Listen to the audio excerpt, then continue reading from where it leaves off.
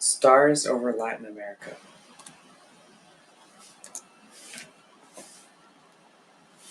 In Buenos Aires, there were two young men, Ernesto and Alberto. Both were brilliant students, with Alberto studying biology and Ernesto studying medicine. Their life was a good one, filled with plenty of time for leisure. They played sports, enjoyed their families, and lived a life that was happy and comfortable. However, each of them knew that there was more to life than their immediate experiences, and both men had a longing desire to explore the world. One summer afternoon, as they lounged under a tree, Alberto turned to his friend and grinned. Che, we should take a trip across South America and see everything there is to see before we settle down into our adult lives. Che offered his friend a smile. Alberto, that sounds delightful. But how are we going to do such a thing? Are we going to walk? No, Alberto exclaimed. We're going to take the mighty one. Che laughed. Your motorbike will not take us across South America, my friend. In spite of this, a decision was made. The two friends would take a year from their studies to experience the continent they called home. A plan was made. On the back of the mighty one, the pair would visit parts of their native Argentina before traveling on to Chile, Peru, Colombia, and Venezuela. The trip was not to be just for pleasure, however, as the pair both felt a strong desire to spend some time working at a leper colony in Peru. When the day came, Che and Alberto loaded their supplies on the back of the mighty one and said goodbye to their families. Everyone smiled and waved and winced a little bit when the pair, as they were leaving, was almost hit by a bus.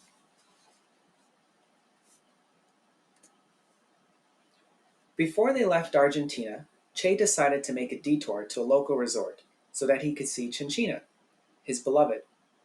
They were only supposed to stay for 2 days, but the lovesick Che managed to stretch the visit for more than a week. Finally, at Alberto's insistence, the pair left.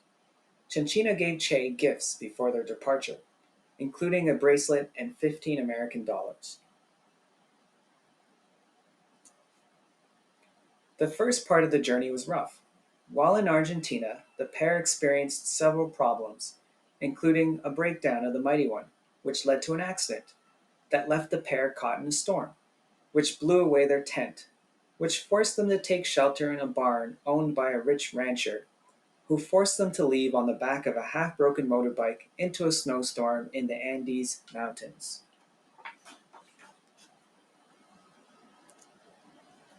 Despite some early troubles, the pair soon reached Chile, the backbone of South America. It was here that they met a local reporter who wrote a story about their journey and the volunteer work they had planned for Peru. Soon the Mighty One was repaired, and they continued their journey up the coast of the Pacific Ocean.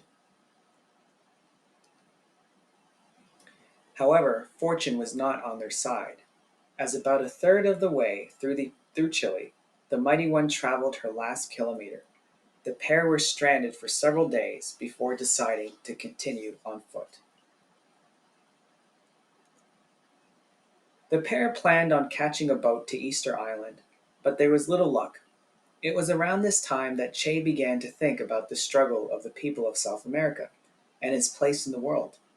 In those star-filled nights, Che slowly began to realize that the struggle of the people was his struggle too. Although not as outspoken as Che, Alberto came to many of the same conclusions as his friend.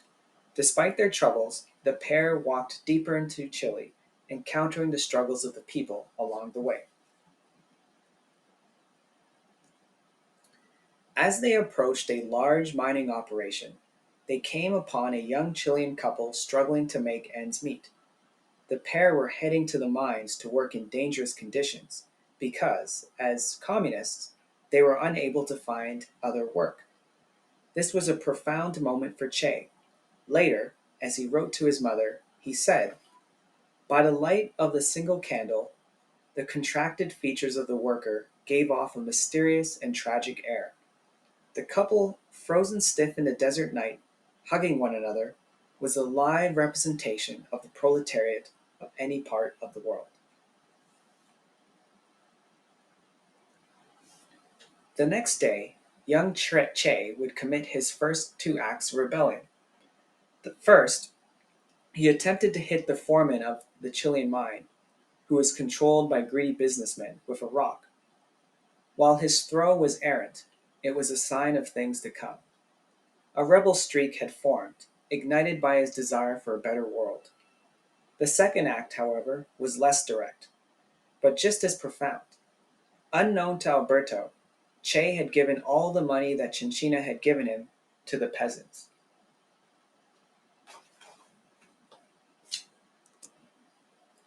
Soon Alberto and Che found their way to Peru.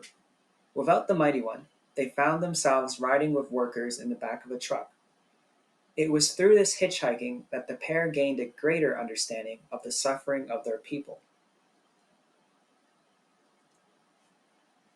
Once in Peru, the pair decided to hike their way up to the remains of the great Inca civilization, Machu Picchu.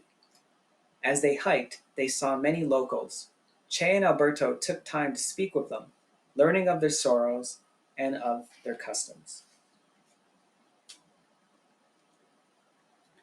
After a long hike, the pair finally reached Machu Picchu. They could not help but find themselves in awe of the great ruin, built without the technology that the rest of the world said made their homeland primitive. The pair spent several days at the site, writing, debating, and often quietly contemplating. It was here that their resolve grew, especially Che's. He began to see his homeland as one that was repressed, constantly held under the thumb of those who would seek to take advantage of it.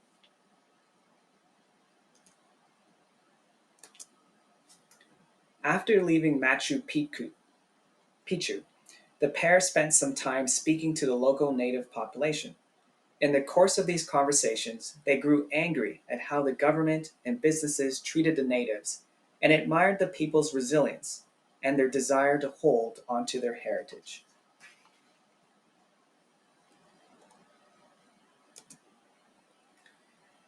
Their trip carried on, sometimes by foot, sometimes in the back of trucks, but always onward.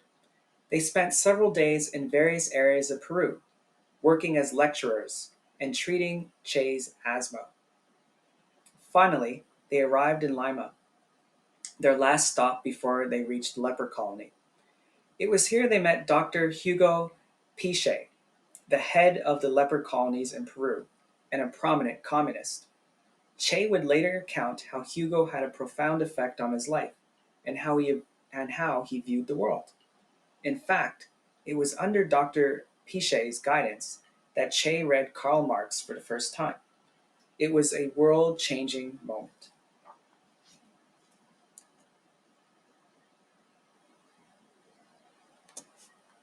The two finally arrived at the leper colony.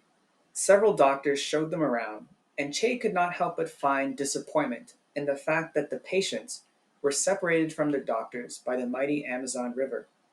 He also took issue with how the nuns treated the patients, refusing to feed them if they did not attend Mass. One of the first patients who Alberto and Che met at the colony was a young woman named Sylvia. She was a beautiful woman, despite leprosy, yet her illness had left her sullen and depressed. While Alberto worked with other patients in the colony to make their lives better, Che took an interest in Sylvia. He explained to her how his asthma made his life difficult, and how she should keep fighting to make her life better. Despite some reluctance, Sylvia agreed to keep fighting, and the pair got better together. It was not all good news at the colony, however, as both Che and Alberto found themselves denied lunch on Sundays. Che and Alberto stuck to their beliefs, however, willing to go hungry before they went to a mass that they did not believe in.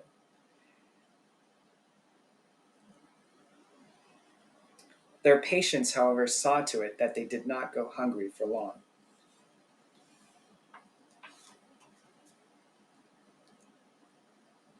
In spite of this, Alberto and Che were well received by the patients at the colony. Not only did they treat their leprosy, but they also helped them build their homes, and tend their animals, and plow their fields. and they even found time for some football.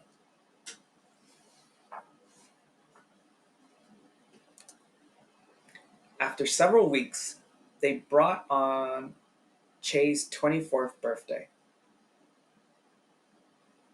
He was so adored by everyone at the colony, including the nuns, that they threw him a great party. On the doctor's side of the river, they drank and danced and celebrated. Emboldened by what they had experienced and what they had lived, Alberto encouraged Che to speak to the gathering on his newfound beliefs. Raising for a toast, Che addressed the party, saying, "And so, in an attempt to break free from all the narrow-minded provincialism, I propose a toast to Peru and to a united America."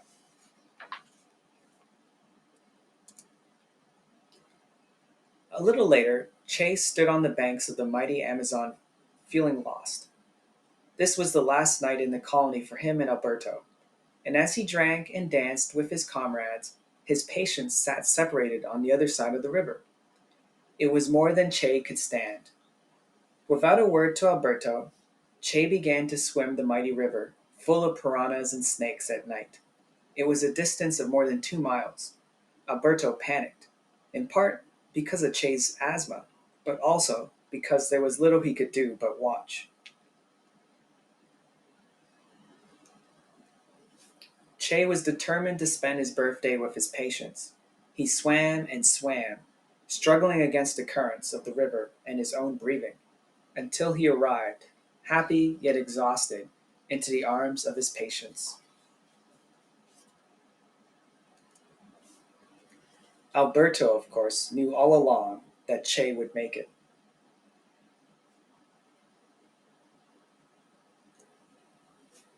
The next day, Che and Alberto said goodbye to their friends, and to their patients, and to the nuns, to the doctors, to Sylvia, and to everyone else in the colony. The staff, who had all thought fondly of the pair, gave them one more gift, a raft to float them upriver.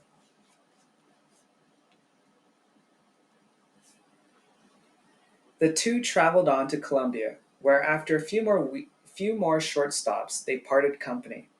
Alberto was taking a job in Argentina, and Che wanted to travel on to Venezuela and perhaps the United States. The two friends hugged and parted ways, destined to see each other again, only when they had changed the world.